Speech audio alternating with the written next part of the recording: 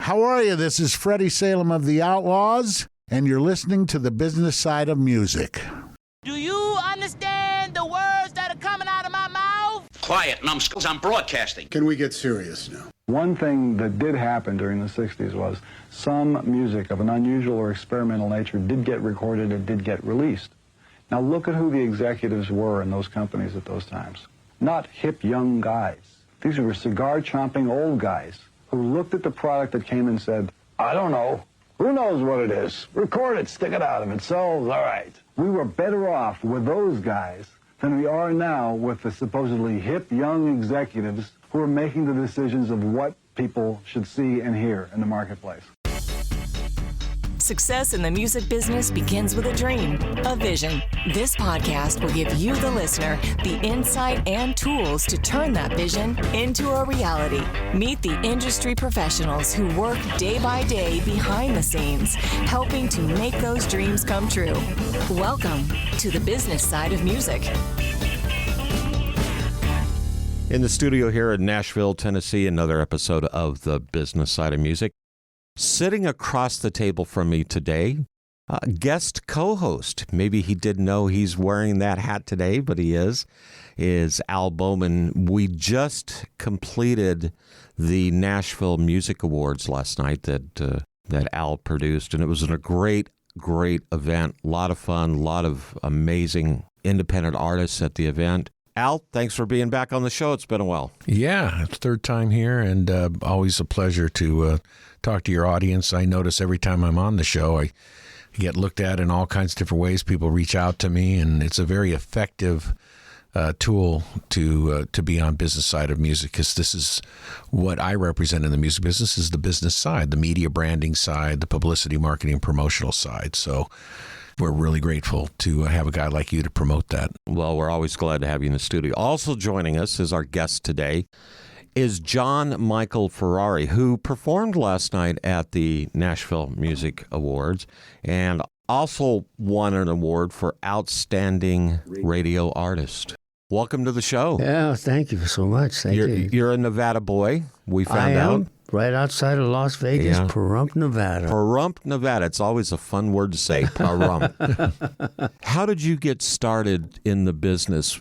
Were you a kid that just was enamored with all things musical, or how did this all come about for you? When I was about 8 years old, I got my first guitar. And do you remember what your first guitar was? It was an F-hole. It was an ivory, I think, harmony guitar. Yeah. And my stepdad and I went down to the pawn shop on Market Street, south of Market Street, and got the guitar. I brought it home, and I didn't know how to hold it. So I thought, I'll look at a picture of Elvis. And however Elvis is holding the guitar, I'm going to do the same thing, because I was left-handed. So I could have done the other way. So I picked it up and started learning how to play Tom Dooley. No formal education when it came to learning how to guitar? You self-taught?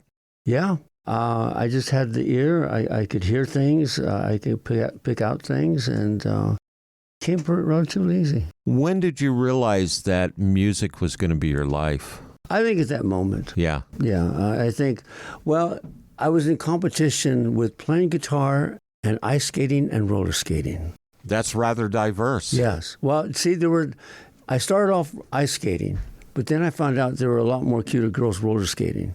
So I switched over to the roller skating rink, and I dove into that, and I became really good at it. I was doing doubles and triples and doing competition. So that really took me away from music for a while. But after a while, I got tired of that. And were you starting to play in bands at some point? Yeah, bands. And like most musicians, we start off doing cover songs. And I think that's an excellent way for anybody to learn music, because you start to learn structure. And once you understand structure, it opens up a whole new world for you. So when I went into songwriting, I already understood structure. I knew where the changes should happen instinctively without having to write it out and count it. I just knew I had to have a verse here, had to have a pre-chorus or a chorus. But, back then we didn't have a lot of pre-choruses. You just had the verse, and a bridge, back to Yeah. the chorus again. But music took me over at a very young age. You mentioned Elvis, that you looked at the picture to figure out how to hold a guitar. Who were your early musical influences? Well, I liked Elvis, but I loved to listen to the arrangements of music. I was more enamored with how the arrangements were put together. And instead of just being an Elvis fan or Ricky Nelson fan, I was more of just listening to how the music was put together, how it was layered, and how the counterpoints came together. That was my big interest. And then when the Beatles came along, that was you could hear how they put it together. But I found out later on it wasn't really them. It was really George Martin that was producing everything, that was putting everything together. But I was enamored with that. This is how the music sounded. When did you realize that this was going to become a full-time gig? When did you realize that you wanted to be an entertainer? I remember seeing an old movie of Al Jolson. You ever heard of Al Jolson? Yeah. And I thought he was terrific, And then I had the opportunity of seeing Sammy Davis Jr. live. Wow. Yeah, and I got to stand backstage and watch him right off the wings. And every once in a while he'd look at me like, "Hey, what are you doing here, kid?" I thought, that's what I want to be. That's what I want to do. And I want to be able to put down the guitar, even though I still play the guitar. But I want to be able to put down the guitar and come out and perform like you do. It was very nice. And not only that, but being an entertainer is communicating to the audience, bringing them in, keeping eye contact, and how to make that eye contact with the audience. Not looking up in space, not closing your eyes, not averting your eyes anywhere other than the people, looking at the people. And you look at them in sections. You do a phrase, you sing here, you do another phrase, you sing here, you do another phrase, and you work your way back. And you look for the person way in the back, the furthest in the back, and you give them a wave. That's how you bring them in. And it doesn't matter what you say, as long as you say something, but don't try to be clever, because the moment you try to be clever, it doesn't work. You got to just come with whatever's at the top of your head, or whatever you worked out in advance. That always works. I read in your bio that you write emotional storytelling songs. That in itself can be quite the journey. It is, but somebody said to me, "You write a lot of love songs." And that just means you've been in love a lot. Yeah, I like love songs. That's something about love songs. And there's a few story songs, but for the most part, they're positive songs. Yeah. I did write one song. It's 6.5 minutes long, and when we were recording it, our session leader in the studio was says, "Well, the radio station's never going to play this." I said, "But it's not for the radio stations. For the people who buy the CD, they're going to get an extra treat of the story about my life." And I've had people call me and say, "I had to pull over to the side of the road when you started singing this song." And it was a tearjerker, but it was interesting how it turned around and ended. It's called Peggy Sue's. You ever driven from L.A. to... On I-15. And there's Peggy Sue's off to the side of the interstate. It's about a young man who stops in and runs into an old girlfriend. Oh, my gosh. What a great concept. I love that. Yeah. And we've all kind of, I think, felt that in our lives at one point. I wonder what my old flame is up to, that old romance from high school or college or whatever. And what a way to reconnect. And he comes to find out that, when he left her, he didn't leave just one person, he left two. He didn't know that she was pregnant at the time. Oh, my gosh. But it's interesting how the story ends. Yeah, and, don't give it away. You're really kind of a multifaceted songwriter, though, from everything from yacht rock, pop country, sometimes blues, jazz. Motown. You can't be pigeonholed, can you? No. Yeah. Well, that comes from listening to all the various music growing up, because you hear one genre of music and you like that, and then you think, I'd like to write something more like this or this style and that style, because I love Motown, and I love bubblegum music. Build Me a Buttercup, I write songs that are like that, and I have those bubblegum songs. And I have the more emotional songs. I heard Peter Allen sing a song once before I go. I don't know if you're familiar with that song. Yeah, know that song. And I thought, I want to write a song like that. And I wrote a song called The Last Song of the Show. And at my performances, I perform that song. And it's very similar to that same thing. It's more of a Broadway. And I also write Broadway type of songs. You and your producer, Pepper J., are in the studio quite a bit working? It's her fault. Everything that happened to me in my career. And she's sitting here in the studio, so let's just blame her now. You got to blame her. Yeah. My songs are on the charts because of her. I had very little to do with it. That brings it why, over the years, the awards programs that I produce, we've always had him involved because he's always reinventing. He could be a AAA, adult alternative Americana artist one year, and then the next year he could be hot adult contemporary. And then in the case of this year, he's had so much airplay on these different radio. I mean, people tell me, hey, I was driving in my car the other day, I was listening to the radio, and I heard Michael Ferrari on the radio. I'm like, geez, man, I mean, he's getting the airplay.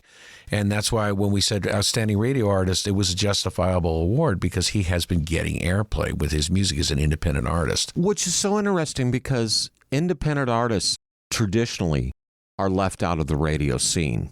And they have to work twice as hard to get half the airplay. This is true. Now, when I was driving across the Texas Panhandle last week on my move back to Las Vegas, there was a country station based in Amarillo, Texas, that was all independent country. I'd never heard any of this stuff. Now, it was playing that Oliver Anthony guy. Right. And that Richmond, north of Richmond. But there was all these independent artists, country artists, and they said, Amarillo, Texas, K105, something independent country. And I was like, this is great country music. I've never heard any of these artists. I never heard any of their names before. And all of it was independent country. And it showed me that there is starting to be a real growth of the independent artists. I don't think that the concept of the signed artist to a major label, I think it's starting to fade. I think that the independents are making a rise. And that's why, as the founder and executive producer of the Nashville Music Awards, and trying to bring this to life in this culture here that's not used to it, because here in Nashville, that chasm between the haves and the have-nots is so big that the independent artists really tend to not feel that they're equal to Miranda Lambert or Jason Aldean or anything, but they are. They're just as worthy of getting the recognition, just as worthy of getting awards, just as equal to having access to a red carpet and getting that same experience as these other artists and stars. I think that this culture here in Nashville needs that adjustment, that the artists here, the indie artists, need to feel worthy of that. And that, I think, is the main problem I ran into, because a lot of that, Al, I'm just a songwriter. I'm just a guy who wants, and I could do the accent if you want. Well, Al, man, I'm just a songwriter, man. I just want Tim McGraw to hear my song and put on his next album. And I'd say, well, yeah, but what about you? Don't you want to do that song? Don't you want to be the one to do the song and become the famous celebrity? And because this really, it's a songwriter culture here, and we need to bring it out. That's why I brought in this Max Ray, guys like Doug Robertson, guys like John Michael. They want to be public figure music celebrities. Right. We need more of that. Less songwriters, more people who aspire to be famous. But I also like to add one thing, a couple of things, that everything changed for me. Well, let me go back. Years ago, I used to go to the LA Music Awards. Produced by Al Bowman. I didn't know him back then. Yeah, I didn't either, actually, when I was attending those. Yeah, and you'd see all the stars going up and down the red carpet. But we were working for a company called Actors Reporter, and we would cover stories like this, and Pepper was there. And she said, well, one day you'll be walking the carpet. I said, for what? It's just for a songwriter. I said, I'm not even songwriting. I don't do any of that stuff. I quit the music, back then. And he heard some of my songs and said, you ought to get on the ball. And if you're going to do this, write some songs and record them. And I did. And he listened to them, and his recognition of what we do was the beginning of the change of my whole career. because what he helped us, and when we got our first award, that catapulted us to so many other opportunities.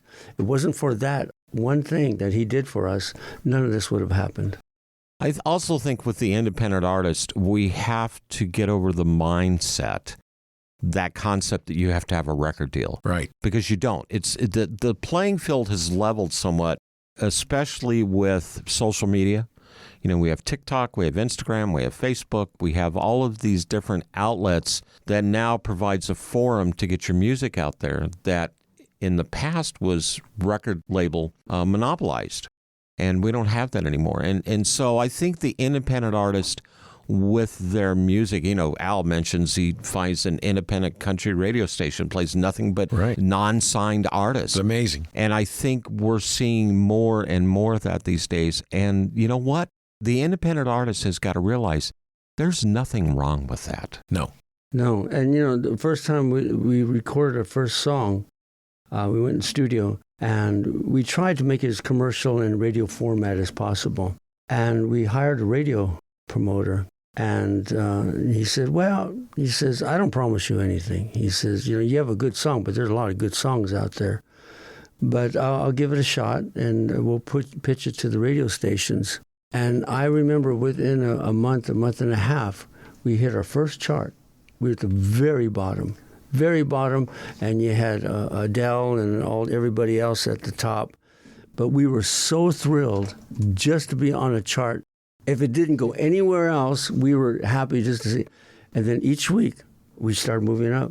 And even the radio promoter said, this is pretty unusual for this to happen.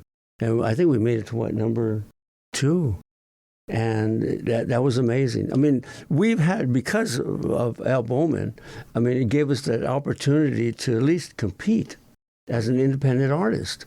But you have to have a good song. You have to have a good producer. It takes there's a lot of moving parts. There really are. And it just has to fall in the right place. We happened to do this right when the COVID hit, and all the major artists pulled their music out of the business. You know, everything. We were there. That's when we jumped in. And I think that was a big part of helping us too. I was going to say, well, the 2019 event, which was that happened about 5 months before COVID at Sunset Station Resort and Casino, up to that point in my 29th year of doing these shows, was probably my seminal event up to that point. It was an unbelievably good show. We had a contingent of people that came down for Roger Fisher, who's the original guitar player for Heart, who wrote Magic Man, Crazy on You, all those big hits. And, you know, you remember all those people he brought in from Seattle? It was like 40 people. Well, collectively, they spent over $500,000 gambling in that facility.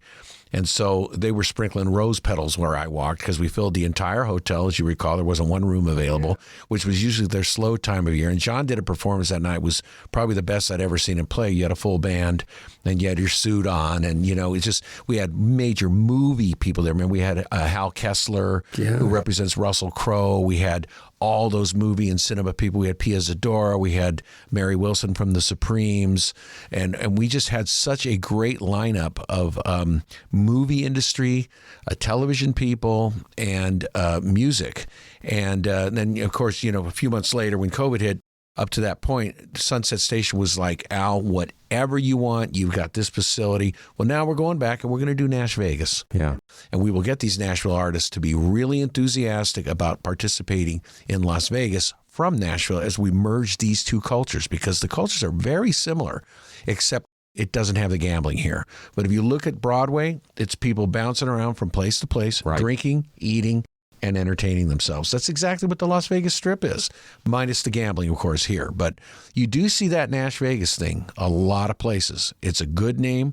I own the URL now, and that's where we're going to go. And I'm hoping, you know, we can get some help from you on that. I'm thinking the Business Side of Music will have to come out there and do a couple episodes. Oh, yeah. Well, you know, the room was a great room. It was a big showroom. Oh, it's so good. And all the acts were backstage, and there was a lot of great acts, and I'm back there. Oh, they got 3 beautiful dressing rooms there, just state of the art. Each act would go on, next act would go on, next act would go on, and then pretty soon there was just me standing back there.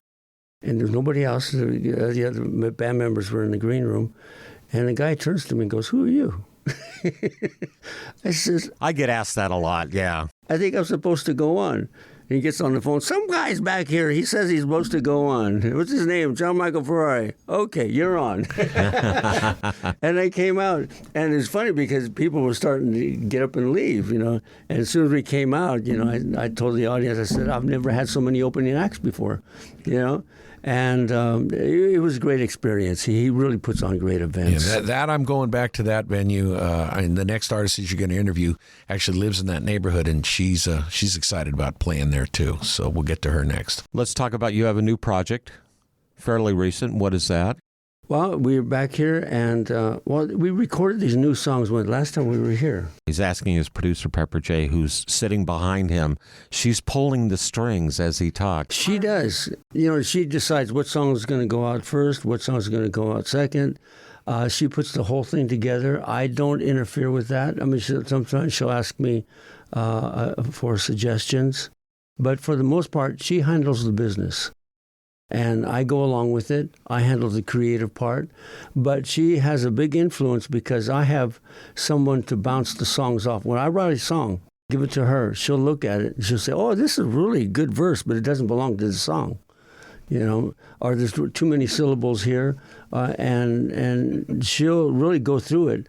And she'll say, do it again, rewrite it, or, And I do that. So she's invaluable to everything that I do. You got to have that combination. I always feel sorry for people who go into a studio without a producer because you can't. It's very difficult to do. Oh, yeah, absolutely. The name of the new project is? I Keep Dreaming. I Keep Dreaming. I did 2 of the songs last night, which was Music With You and Yes, I Do. And they're very commercial. They're just written in such a way where by the time the chorus comes again, you can almost sing along with it. Like the old 70s. I love 70s music. Yeah. The hook was there. Yes, the hook's got to be there. Yeah. How can people find you? They can find me at johnmichaelferrari.com. And, of course, you can go to Spotify and Pandora and Reverb Nation, all those places. And just type my name in YouTube, and there's a lot of songs in there. And I think Reverb Nation, you can go there. And I have all my demos there, too, what the song sounded like before we went into the studio, because I do all that in my studio. I do all the arrangements. And so you get a chance to hear what it sounded like before and we went to the studio. And, unless you really know what you're doing as an engineer, I don't attempt that. That is so nice, though. I just write the songs out and do the best I can. Yeah. I turn it over to Pepper and the guys in the studio. Thank you so much for being on the show. I appreciate it. We got more guests coming up here to represent the Nashville Music Awards with Al Bowman here in the studio. You're listening to the business side of music. Whether you consider yourself a musician or not, music is all around us, and it affects our everyday lives. Whether it's background music influencing our shopping habits in a store, organ music adding the vibe to a baseball game, or a playlist convincing us to keep going on that last mile of a run. I'm Mindy Peterson, host of the podcast Enhance Life with Music, where we take a holistic look at music's benefits through the lens of science and medicine, entertainment, and business. You can find me and Enhance Life with Music at mpetersonmusic.com/podcast or wherever you get your audio. Hi, everyone. I'm Larry Butler, and I want to send you a free digital copy of my new book, The Singer-Songwriter Rulebook, 101 Ways to Help You Improve Your Chances of Success. That's right. Everything you need to know to launch your career as a singer-songwriter, all based on my 40 years in the live performance arena, and believe me, I've seen it all. In my book, you'll find the 10 things you have to deal with before even thinking about becoming a singer-songwriter performer. You'll also learn about the 5 things every singer-songwriter can do this weekend to make their live show better. 5 things I can guarantee that you are not doing already. Plus, there's tips on songwriting and staging, photo and video shoots, publishing, merch, dozens of other topics. All written for people who don't particularly like to read. And again, it's free. Just go to the Business Side of Music website homepage and look for my book cover. Click on it, and a free digital copy of my book will be yours. I'm Larry Butler, and I approve of this message. Thanks. You're listening to the business side of music. Back in the studio, business side of music, the special Nashville Music Awards edition. Al Bowman is sitting across the table, who is our guest co-host and the producer of the Nashville Music Awards that we had last night. You have an artist in the studio that you brought in, and do you want to do the introduction? Yeah, I will. I'll tell you about her. She was our youngest recipient last night, youngest major performer on the show. She's the perfect example of following the edicts of the business side of music. She totally understands it. She gets it about the importance of media branding and raising your profile through popularity, and not just focused on the songwriting aspect of things and performance, but as well as marketing, publicity, and promotion. She just gets it. Now, it doesn't hurt the fact that her mother was a signed artist to Curb Records in the 1990s. Oh, my gosh. Who was your mother? She got. Let me put it this way. That's when you were the. This is hilarious. Who is your mother? She got the deal. She didn't take it because she was with my dad. It was a really good deal too at the time, and her big dream was to have a family, and it was a 7-year contract. She was supposed to be Faith Hill was opening for her, and Billy Ray she was opening for Billy Ray Cyrus back in the day. They had the same manager, Jack McFadden. Her name's Autumn. And she just went by her first name, Autumn. And thankfully, she turned that down because I wouldn't be here or exist. But, she was with Curb for a while. A 7-year deal is not a common thing, especially with that label. No, not at all. Yeah, I can tell you from personal experience. Yeah, I bet you can. Well, her mother is a very charismatic, beautiful lady, and they're a lovely family, this group here. But how I found her was through a referral from the realtor who sold me my house in Vegas several years ago, and contacted me and said, listen, I've discovered this talent. And this is how I find a lot of our people for the award shows, is through referral. And that's how it all started, was because of Rhonda. Yeah, love her. She sold me my house too in Vegas. Yeah, so she said, I found this talent, and her name is Max Ray. And Max really loaned some balance to the show last night, because we had a lot of much older artists who were playing instruments and all that. She used tracks with more keyboard and a drum-oriented pop with dancers and that dance-style music, that's very, very big selling. Again, like, I could not have gotten a better representative for pop if I'd gone to Central Casting, to be honest with you, because her sound was just exactly what the younger audiences want. She fits the demographic of what gets the deal these days. She's 22. She's attractive. She communicates with her audience. But the thing that I liked the best about her was, you see a lot of these acts where it's a pop act. They've got dancers and they're moving around, and then the audience always catches that they're actually not really singing. Well, she's dancing up there, and she's controlling her breathing and her vocal tone perfectly while dancing. This is rare. And I kept noticing, I was waiting for her to go, but she didn't. Okay, because she's very, very well trained. That was something that really stood out, because I'm watching her going, okay, you can't keep doing those dance moves without getting out of breath and then screwing up your vocal tone. But she didn't. I think she has a secret to why that is. Why don't you tell her? Actually, I'd love to give you a tip. If anyone's out there wanting to know some stamina tricks, it's really easy. My vocal coach has taught me this, and I just do it every single day. It's called jumping jacks. That's it. And if you can get up to at least 5 to 7 minutes, you think that it's easy. Straight doing jumping jacks. I actually use a Michael Jackson song, and I jumping jacks to rhythm because it helps me. That gets you to beast mode, as she says, and then you're pretty much golden. Yeah. I don't think I could do 5 to 7 jumping jacks, period. I know, let alone 7 minutes. Yeah, I mean, if your lungs don't give out, your calves will. Oh my gosh, I get sore. So let's go back to the very beginning. Obviously, your mother, father, music influence is there. How did you get started in the business? Were they there to help you or encourage you, or is this all on your own? No, they're really good supporters of me. I love them. They actually met in the recording studio. That's how they met. So my dad wrote all the music for my mom. My mom sang. That's how she got the deal as well. And So, of course, I come from a musical family. I have a brother. He is also super talented, can play all the instruments. He's a singer. And so I've been around it my entire life. And I'd come home from preschool and, you would learn your nursery rhymes. My dad would set me in front of a mic in the studio because he had a studio set up and sing whatever you learned that day. And I actually started as a dancer, though. And I was on the professional route until my mentor at the time was like, but you can sing, and I have these big auditions lined up for you, but you have to be all in.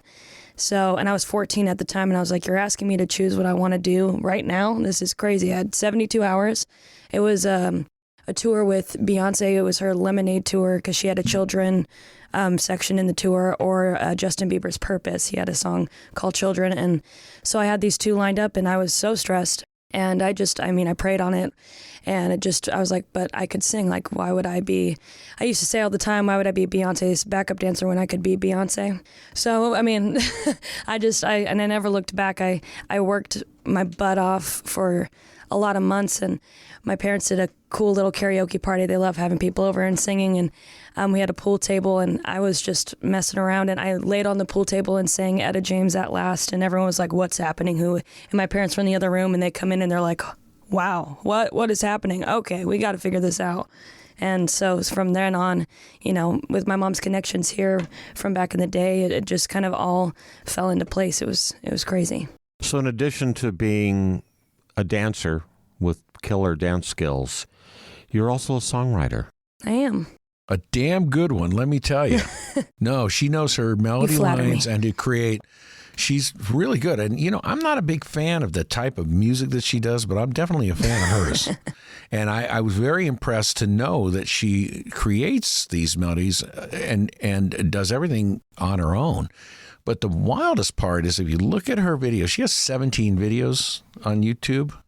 Yeah. 15, maybe 17, yeah. I think it's 17 remixes. That I counted. And they 300, 400,000 views, all organically. That should really tell you something. I'm a big believer of that. Yes, it's all organic. It's like she's not buying those views. She's not hiring someone to get her those views. These are organic, real views. And I don't know. She's really shrewd on how she's done this. And that's why last night, to have someone like her on the show, on the red carpet, representing, Gen Z in a very mature and dignified way, it really, really helped balance the show and complete what the Nashville Music Awards are all about. She is like the quintessential thing we want to showcase with the show. Musical influences for you growing up. You mentioned one of my favorite artists, Etta James with At Last, who I got the chance to work with in the 80s, and just a wonderful lady. Who did you really get into musically as a kid growing up? A lot. My parents were very good at raising me on everything under the sun. But for me, with the influences on my music, it started with Michael Jackson because, he can dance and he's the best performer I've ever seen in my life. And I loved his songs. I loved his music. I actually was in the time with CDs and everything. I know those are actually going out now, but I would have my CD player going all the time with that, and on repeat. It would be scratched. It was crazy. Also, Whitney Houston. I loved her, and I loved everything that she did. I would, as even Michael Ferrari was talking about, starting with covers, I learned a lot just from imitating her. And I always said, I'm a dancer, but I'm a singer too. And I really want to be able to show people that I can sing. And I want to sound like her. So I studied her a lot as well. And people nowadays, Bruno Mars, he is amazing. I look up to him a lot, so he's another one of my big influences. When you get down to writing songs, is there any sort of inspiration, or do you kind of freehand it if it makes sense to you? Well, I pull a Taylor Swift method.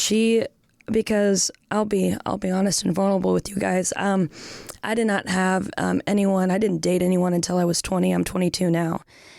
So a lot of what I would write, because most songs are about love songs, were about people that I'd see out in public, or my friends would ask me for advice. I'm like, that'd be a good line in a song, and I'd write it down. And I'd go in the studio. Now I'm starting to learn how to be a producer at Berkeley. So I have that going now too. So I'd write a track, and I'd just, whatever felt right with that song, with whatever felt right with that vibe, I would just go with it. Usually it's a title of a song. Like my last song is called Sabotage, which was me self-sabotaging myself out of a good thing. And you just roll with how that makes you feel. And of course, just freehand, free flow on from there. We all seem to do that once or twice in our lives, and that's self-sabotaging, because I think creative people also have a certain tendency of being a little bit tormented on occasions. Do you agree? Oh, my gosh. Amen to that. Amen. Yes, I totally agree with that. I think we're all, I love making songs that are relatable to everyone. That's a big thing for me. Of course, there's songs that I've written that are really personal to me, but I think we all self-sabotage, and I was like, I want everyone to know I got you. We all feel it, and here we are together. We can sing Kumbaya together. I don't know. Yeah.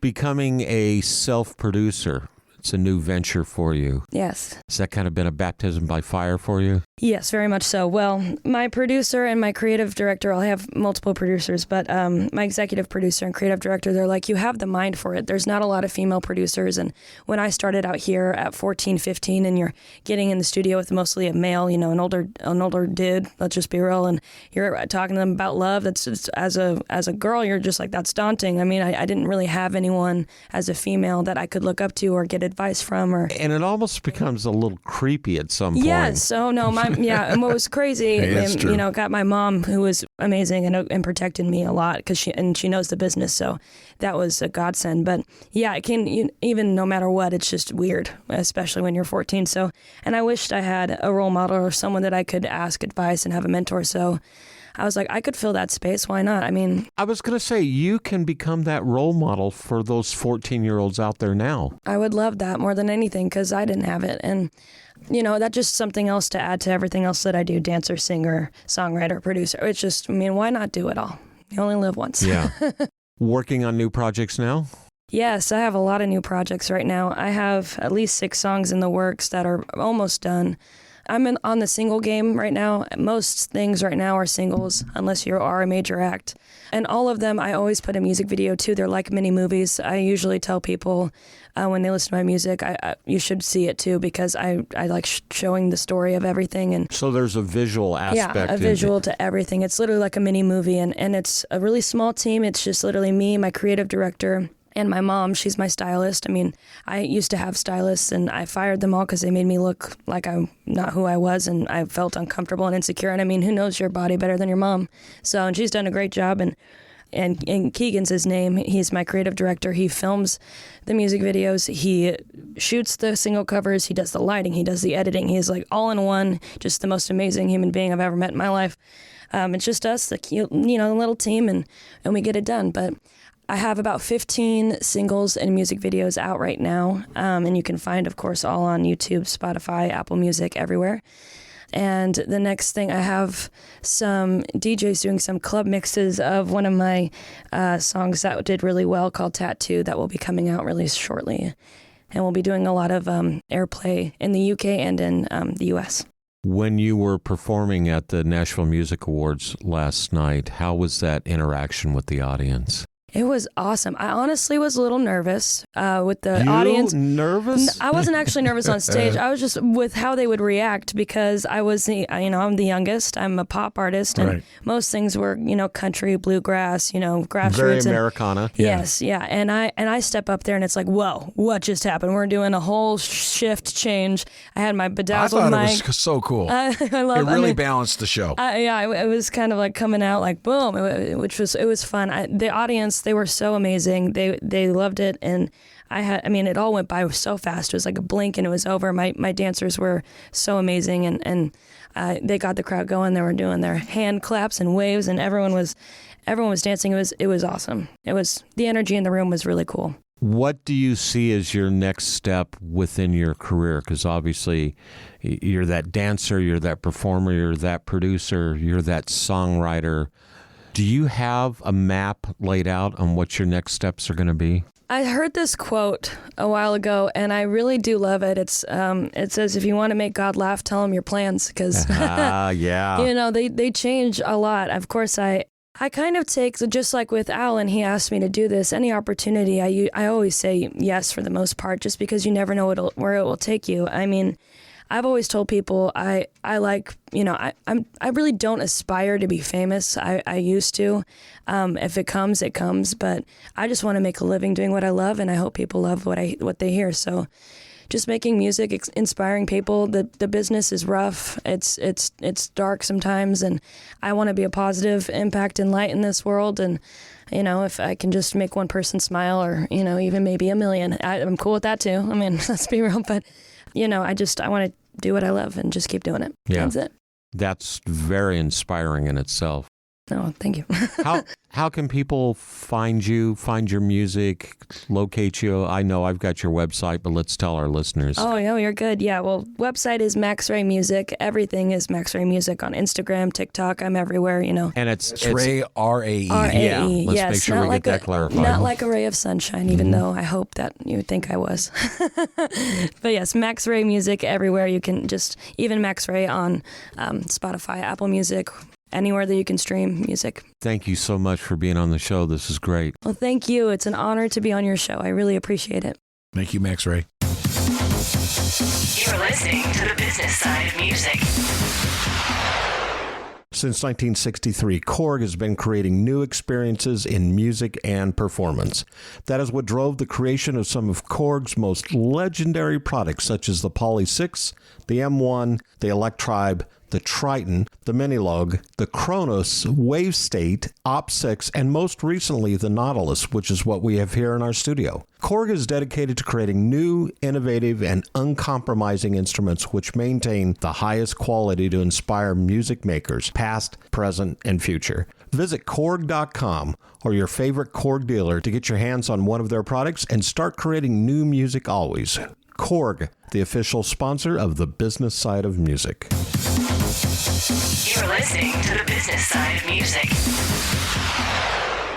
Back in the studio here in Nashville, Tennessee, Al Bowman, the co-host and consummate award show professional producer, who just produced the Nashville Music Awards last night. And we've had some guests in the studio today, and we're going to continue that. But Al, first of all, thank you so much for all the honors that you give everybody that's a recipient at your award show.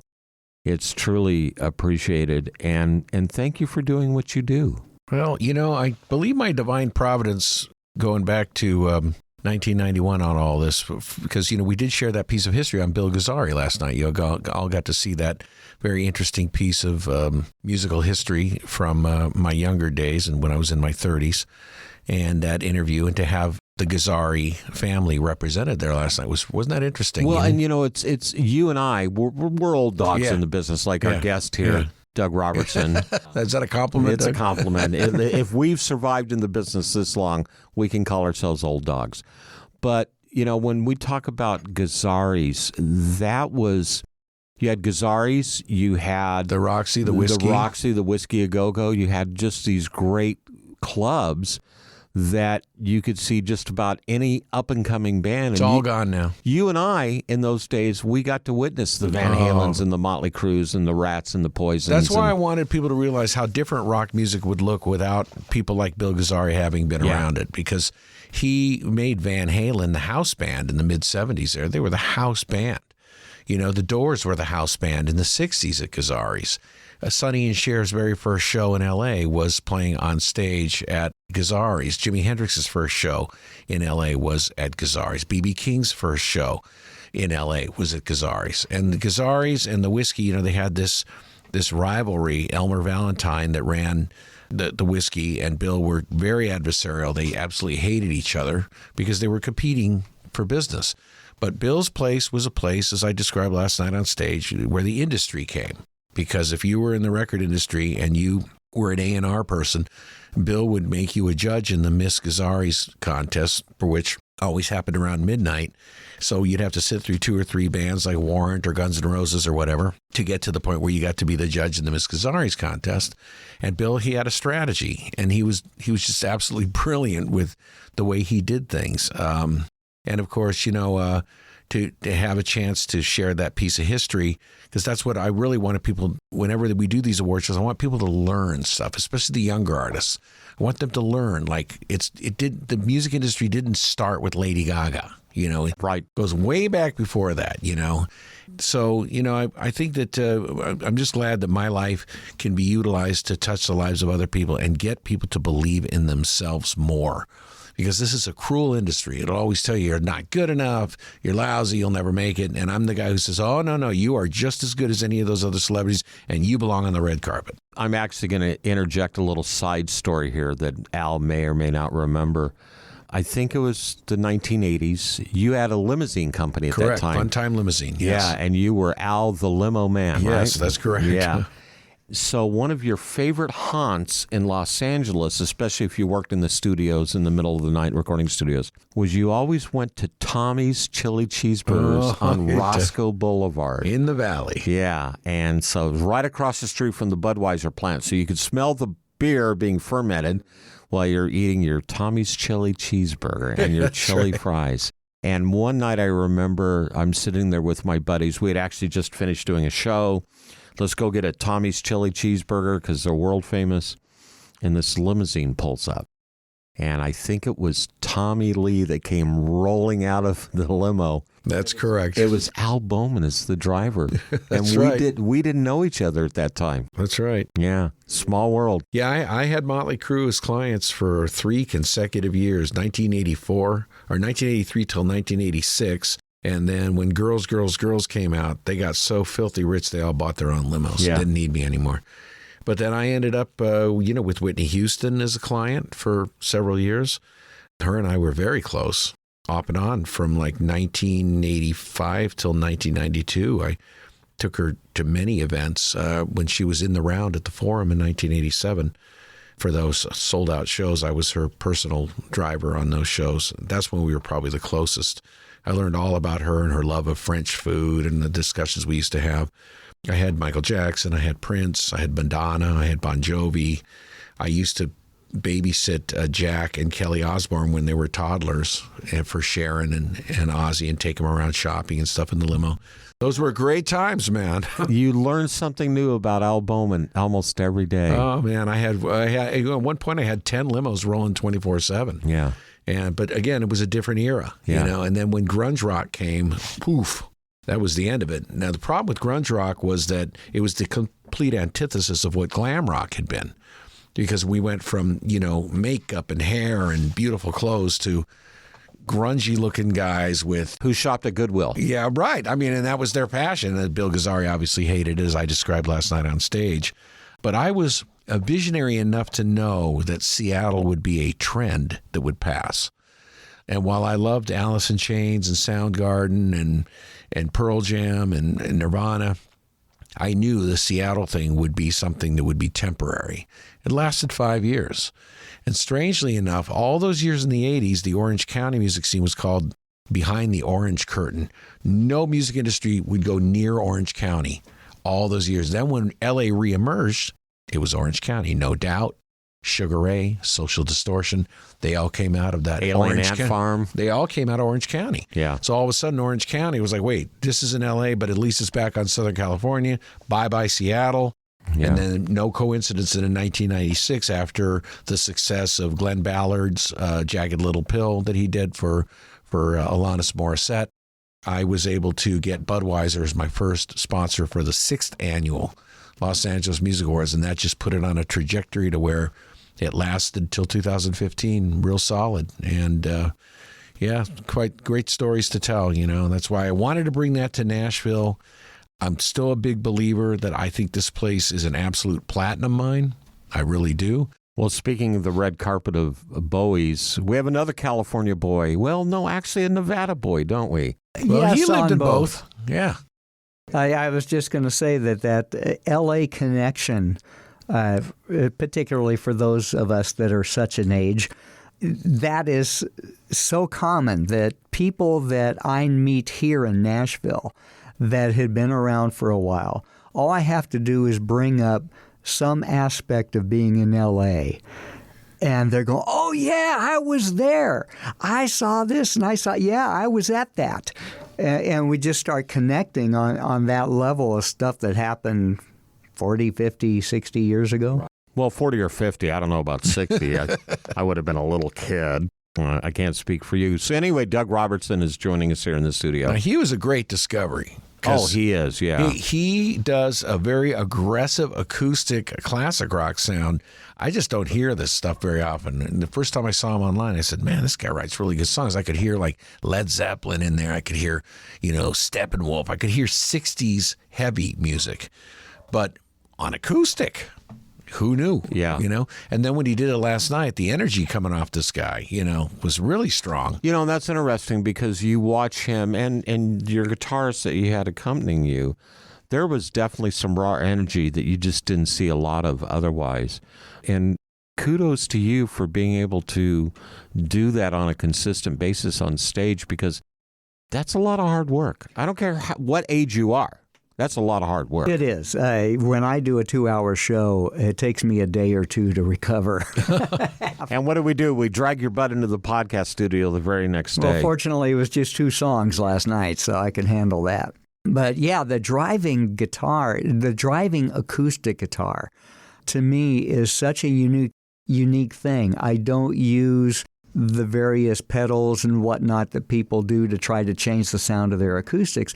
I keep my acoustic as natural as possible. Of course, you have to plug it in and have that little electric sound with that. But I drive it, and I consider Stephen Stills to be kind of a hero in that he's able to take an acoustic guitar and just make it rock. Who were your musical influences growing up? Because when I listen to your songs that you've written, they're a little bit all over the place, but in a good way. It's not like a lack of focus or inattention. It's just you have so many different stories to tell. But musically, sonically, who really inspired you? Just like just about anybody else at 9 years old watching Ed Sullivan, it was the Beatles. Yeah. I've claimed for years that the Beatles were my inspiration, and how they and the Beach Boys taught me how to write songs. I would take their songs and I'd put my own music to it, or I'd reverse it and put my lyrics to their music, and it taught me songwriting. Then I got involved with some other pro songwriters at the time that were just in this burgeoning field of analyzing what makes a hit song. And so I was fortunate enough to sit under some of those guys. But as I grew, it took me till I was in my 50s or early 60s before I realized, because I had joined another band that was going to do an America, the band America tribute. I started learning their stuff, and I was amazed that my approach to songwriting was very close to theirs, particularly musically. And I was going, wow, these guys were my real mentors. The Beatles may have taught me how to write songs, but the kind of emotion and the kind of drive on acoustic guitars really came out of America and CSN. The acoustic guitar format, like you said, America and Crosby, Stills and Nash, its own unique flavor, I think, musically. Mm-hmm. And especially when you start combining those guitars, you've got the 12 strings and the 6 strings. And in those days, back with especially Crosby, Stills and Nash in America, those harmonies that they created, they were not auto-tuned. They weren't pitch corrected. That was the real deal that you got. And I think that's something that we miss these days, in that rawness of good acoustic American music, if that makes sense. Very much so. If I have a band, that's where I'm going. I'm going for the harmonies.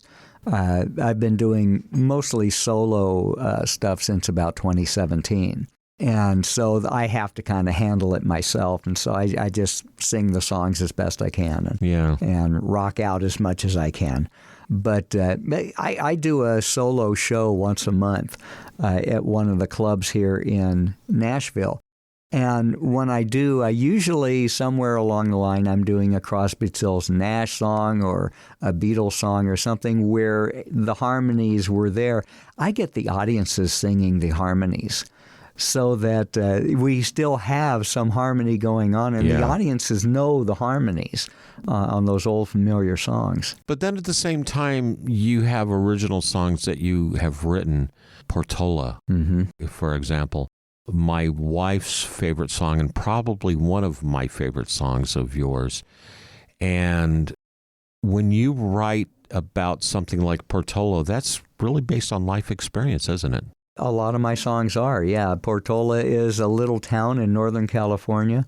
There's 2 Portolas in California, which I think is kind of representative of California, that it would have 2 towns of the same name. One is Northern California, the other one's Southern California? No, one is in the Bay Area. Okay. And it's the one with all the smog and the troubles and all that comes with a big city.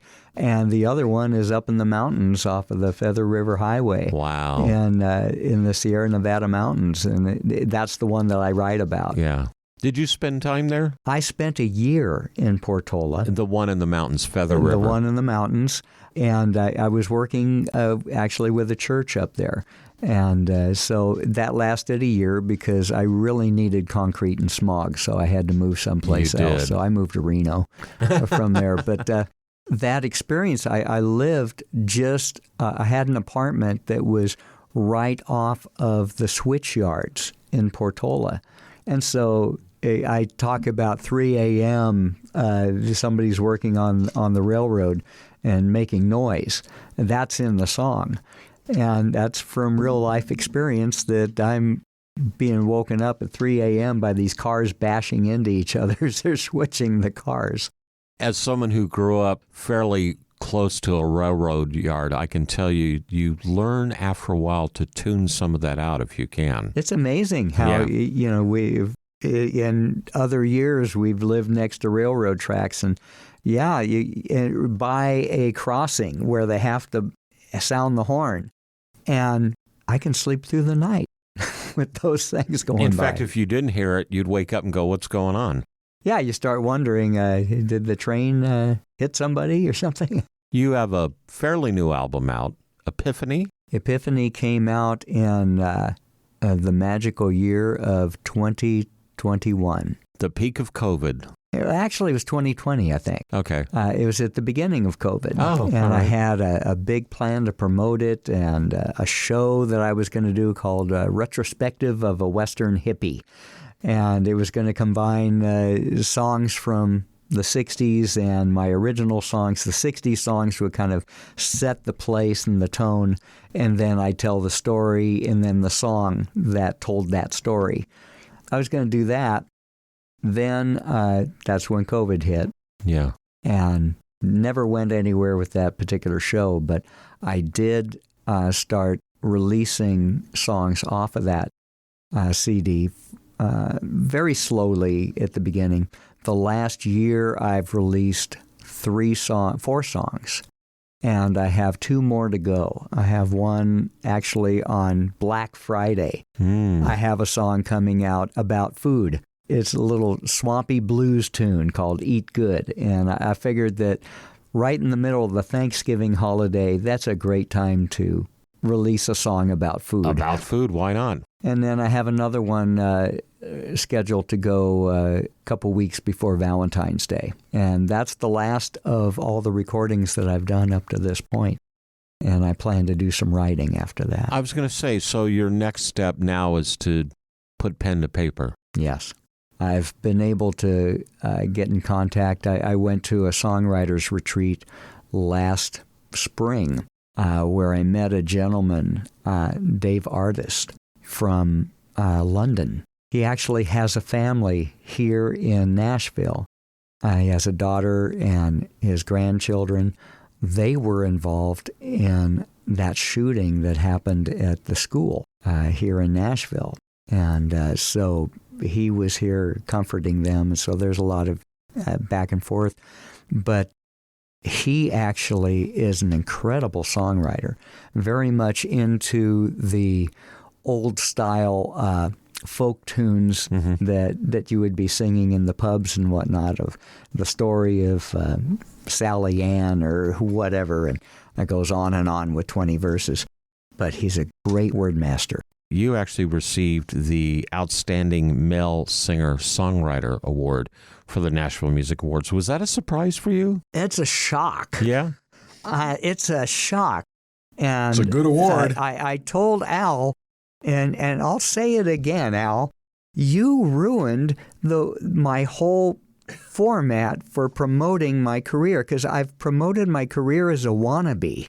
And I now you're established award-winning act. Yeah. Oh, no. So now all the wannabes are going to go, nah, he's somebody now. I'm not going to listen to him. But that's quite the honor last night, wasn't it? It was an amazing honor. And you work in the music business, particularly as a songwriter.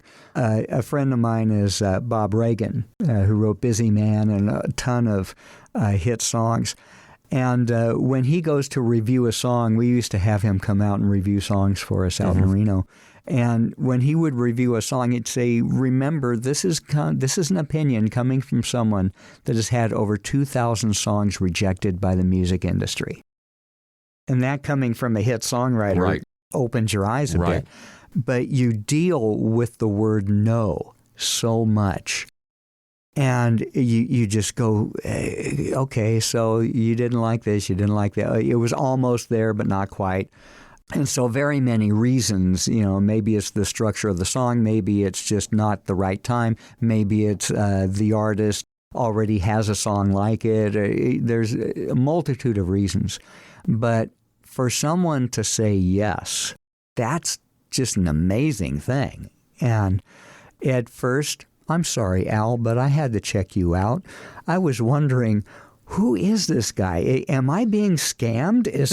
You get this so much on Facebook and Instagram. You get somebody, I just love your music and I want to make you famous. Well, we met at the Rock Gods Hall of Fame event, which I pretty much produced. We did. Yeah. And fortunately, I had heard about you from the business side of music. There you go. And so... Yeah, blame it on me. There you go. So I knew, okay, well, Bob wouldn't bring on a guy that's a scammer. Right, so, that's true. Who is this guy and why does he like me? What's wrong with him? I have good taste, man. And I appreciate it. Well, I actually took the time to really evaluate you before, because I can't put just anybody on that stage. I mean, they got to be good. They got to have roots. They got to have skills. And you're just unique. You do write a sound of classic rock and play it aggressively on acoustic guitar. I've never seen anybody do it like you do it. Oh, well, thank you. I do try to be unique. I do have to tell the story, though, that when he told me how he found me, he had gotten one of my cards and looked online, and he picked out, I have a number of songs on my website, and I have videos, I have produced, and I have some live stuff. He chooses this live song from 20 years ago with an old band that I had where we were playing at this festival. And it was one of those things that sounded kind of Zeppelin-y. That's what I heard. It was fun to do, yeah. and the band it was killer. I think the band was great. It was called Max Yasgur's Farm, and we were playing this festival. Well, this is the song that he chooses. He's not choosing the nice polished stuff that I've off the Epiphany album, or the Epiphany or my earlier albums. He's choosing this old live stuff that was just kind of barely there. I thought it was good. I did too. That's why I posted it online. But you can listen to that. You can go on my website on songguy.com and check it out. I'm going to ask you, how can people find you, listen to your music, and all that good stuff? Best way is to go to songguy.com with one G, because I don't know how to spell, SONGUY. And I would covet anybody to please go to any artist that you like.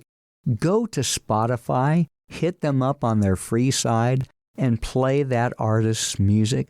Spotify tends to kind of run the numbers for all the other ones.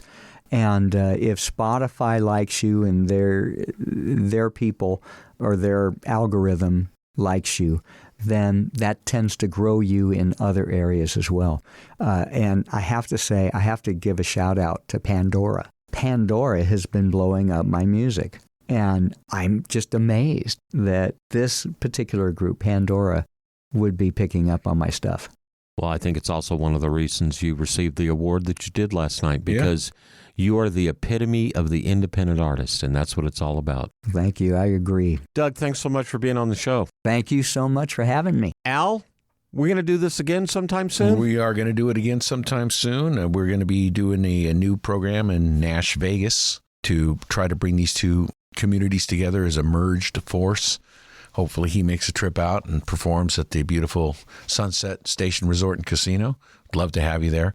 Want to get as many Nashville artists as we can to be part of this new Nash Vegas thing that I think is going to really take off. And I told you, I think the cultures are very similar, just minus the gambling on this side. Yeah. But yeah, I think, we're going to keep doing stuff, and very honored for the times I've been on this program. It has helped me tremendously with people hearing it. Well, look, here's a perfect example, and I hope that we can continue on.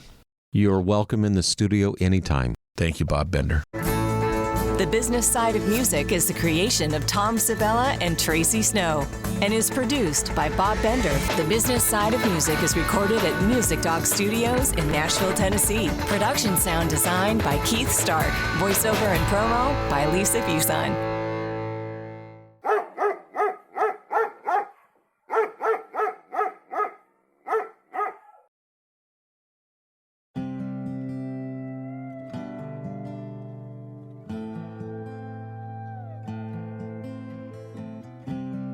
Pulled into Peggy Sue's at the edge of town,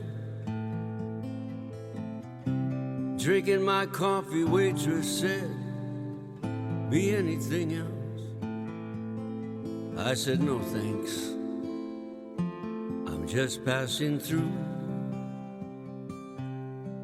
Maybe a sandwich to go and some hot coffee too." She returned moments later with my sandwich in a bag. I didn't say anything, glancing at the name on her tag.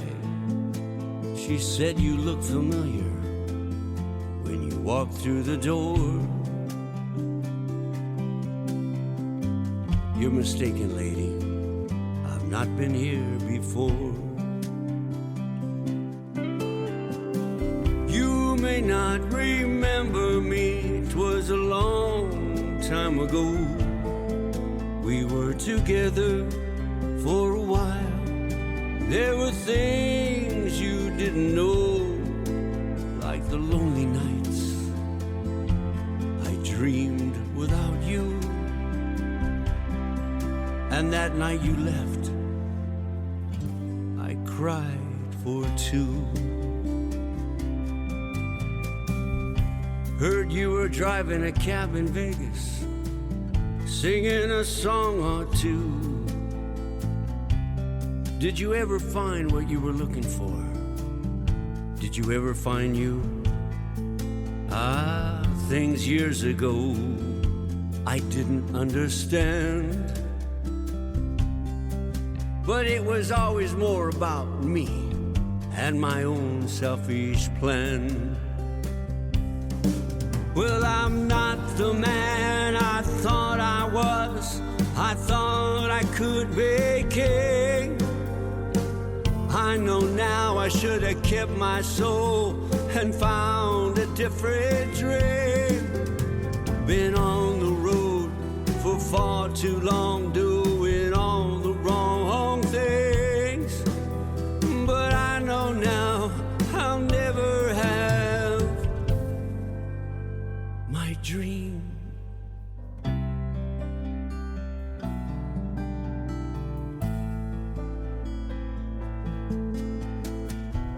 We talked through the night. Her life is going swell. She married last fall. Now they're raising their little gal. Oh, I said I was doing good and my life was fine. I pulled a 20 to pay the bill. She said, no, this one's mine. She said with a sad smile, I'm glad you dropped in. If you're ever driving through Barstow, it's always good to see an old friend. And there's nothing to apologize for. Life is just what it is sometimes, and nothing more. She looked so very happy, wearing her gold wedding band, and pictures of a little girl who will never know who I am. As I drove away down the long gravel road, hurting from what she said kept playing in my head. Well, I'm sorry, John, things didn't turn out the way that you dreamed. If it's worth anything to you now, you were once my king. Oh, things were tough for a while, but I made it through. But all you have now in your life is you.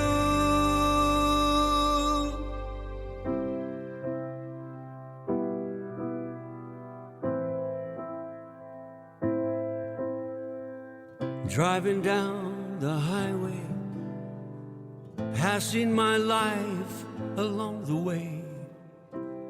How different my life would have been if I only stayed. It began to rain so hard, my car slid out of control. There was a painful loud bang, and I was out cold.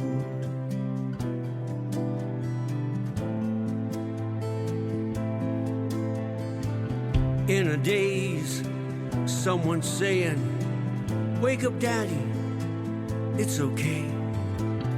Let's you and me and Mommy go outside and play." You had a bad dream and you drifted away, but I'm here with you now, and Daddy, it's a beautiful day.